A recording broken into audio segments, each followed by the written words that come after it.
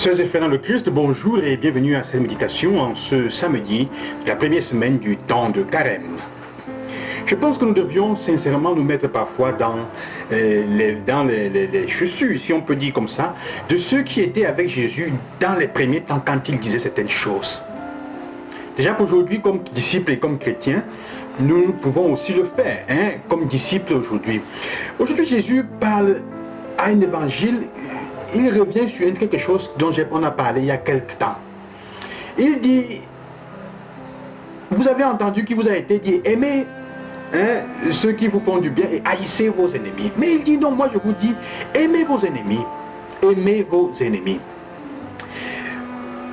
Et je me rappelle toujours quand je lis cet évangile, de cette histoire de cette femme que j'ai lue, que j'ai regardée à la télévision une fois, dont on a tué le fils. Elle a commencé à un moment à aller en prison rendre visite à celui qui avait tué son enfant. Et elle disait au début, c'était pour comprendre ce qui se passait dans la tête de ce jeune. Elle a fini par adopter ce jeune qui est devenu aujourd'hui comme son fils. Et avec qui elle vit, il est devenu comme son fils. Histoire faute de pardon. Et je te demande, comment est-ce possible? Comment est-ce possible? Ou de ce jeune garçon qui arrive durant au tribunal à pardonner à la femme, officier de police, qui avait tiré sur son frère, et il dit, si ça, en ce qui me concerne, je te pardonne, et il demande à l'embrasser, et il l'embrasse, ça le libère, il pardonne.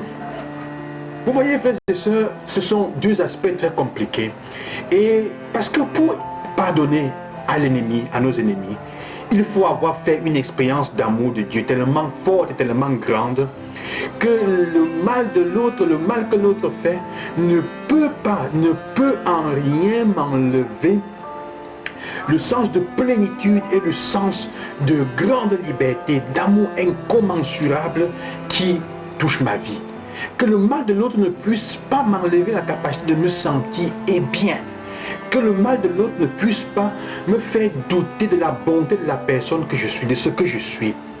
Et surtout comprendre qu'en me libérant, en lui pardonnant, ma vie devient meilleure.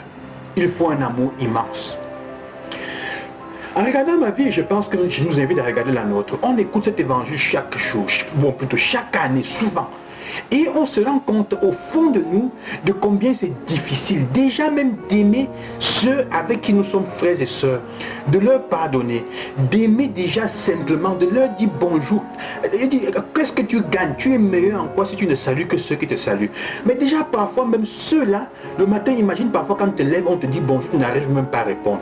Déjà là c'est difficile et c'est compliqué. Jésus nous amène à un niveau qui est encore plus élevé. Alors parfois moi je me dis, en regardant le nombre d'années où j'ai écouté cet évangile, je me dis combien d'ennemis est-ce que j'ai aimé? Est-ce que c'est possible? Et je n'arrive pas à voir vraiment le nombre d'ennemis que j'ai pu aimer. Alors je me dis, il est temps de s'arrêter.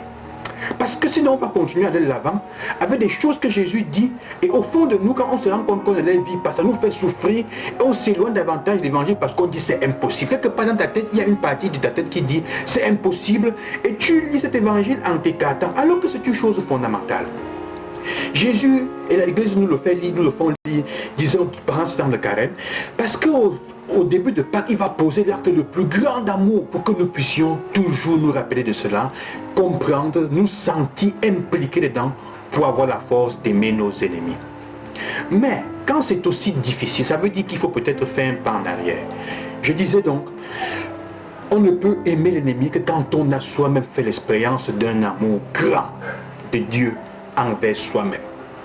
Alors, je me demande, est-ce que la première chose à faire, ce n'est pas de demander à Dieu de nous donner la grâce de faire l'expérience d'un amour immense, plutôt que de lui demander directement la grâce de pouvoir pardonner aux ennemis? Parce que c'est le premier pas. Si tu es capable de faire l'expérience, de comprendre combien Dieu t'a aimé, de prendre acte de la portée de son mort sur la croix, tu pourras alors comprendre que quel que soit ce qu'on te fait, ça n'enlève rien à ce que tu es, à la valeur de ta personne. Mais comprenons-nous combien Dieu nous aime, la valeur de son amour pour nous? C'est difficile. C'est pour ça que je vous propose aujourd'hui, en ce temps, de faire un pas en arrière pour ne pas continuer à écouter cet évangile comme si ça ne nous regardait pas. C'est trop compliqué, c'est impossible, en effet c'est presque impossible de le faire si on n'a pas l'aide du Seigneur. Faisons un pas en arrière et demandons au Seigneur, donne-moi la grâce mon Dieu donne-moi la grâce, je t'en prie, de faire d'abord l'expérience de l'amour que tu as pour moi. Oh, combien grand et combien magnifique, combien merveilleux il est pour moi.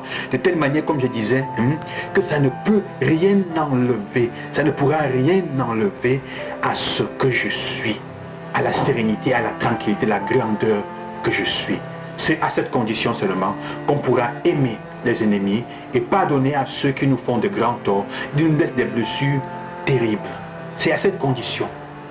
Donc, frères et sœurs, chacun de nous qui regarde déjà même aujourd'hui, est-ce que déjà ceux avec qui tu es en bon terme, tu leur dis bonjour comme ça se doit?